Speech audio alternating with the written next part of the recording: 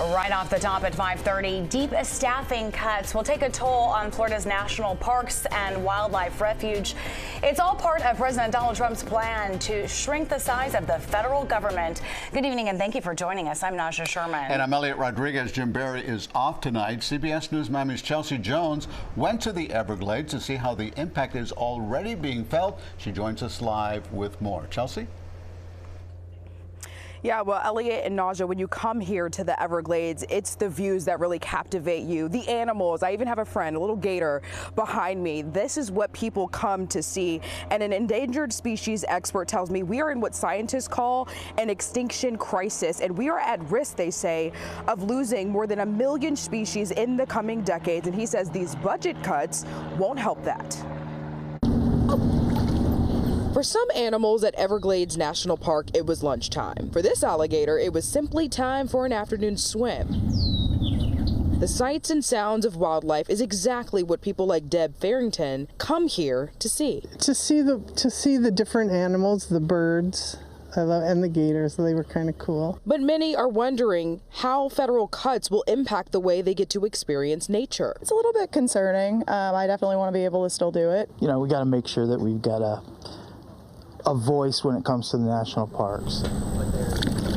The Association of National Park Rangers says federal cuts impacted local parks, like here at the Everglades, with at least 12 people being laid off, 1 at Cypress National Preserve and at least 3 at Biscayne National Park. We waited around 40 minutes to get into Everglades National Park, but a park ranger tells me sometimes it takes an hour due to popularity. With the cuts to staff, the Association of National Park Rangers says it could mean longer wait times, changes to park hours, and even fewer educational visits.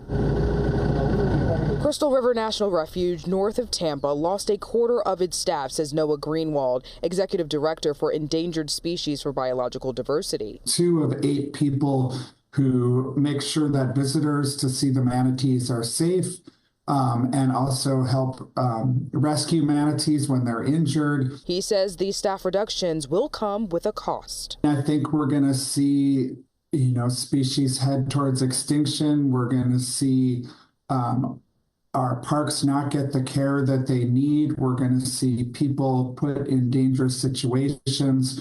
We're going to see invasive species not removed. Parkgoers saying our national parks need to be maintained and preserved. We have to probably walk back some things at some point. But I think there's other ways our country could be spending its money, like here, keeping, our parks going, and the staff too. I mean, that's jobs.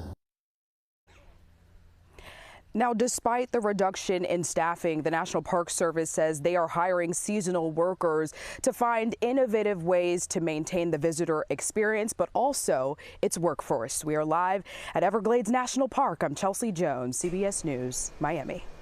This is so disturbing because the Everglades are so fragile. Absolutely, right? And that wildlife is really essential to so many things. Chelsea, thank you so much for that live report.